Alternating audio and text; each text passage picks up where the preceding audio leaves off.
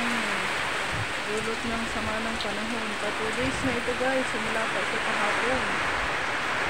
Pa 2 days na ito simula pa kahapon.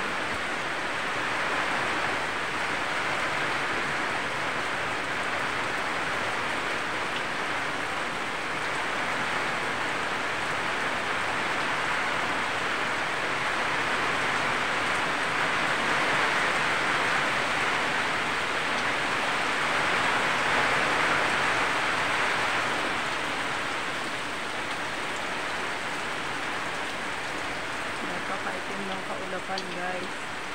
Ayan, wala din dito sa amin ngayong signal, wala din kuryente. Ayan, kahapon pang madaling araw guys.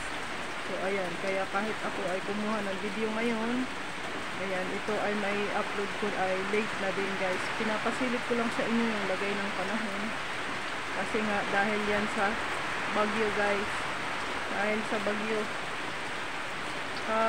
Hapon ng madaling araw, mas malakas yung bayo ng hangin at ulan guys. So ngayon ay hapon na din, pangalawang araw na ng ulan.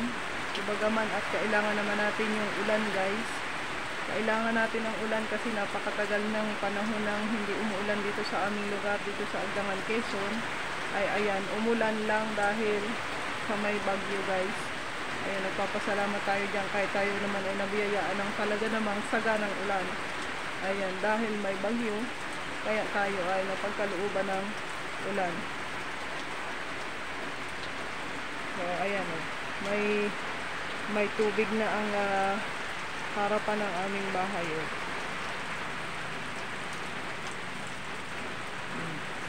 Ayan, at madami ding mga palad na dahon guys. So, ayan sa inyong lahat. Thank you for watching. Salamat sa palaging panonood ninyo sa aking mga video. And ingat po tayong lahat palagi. Bye for now. Bye bye.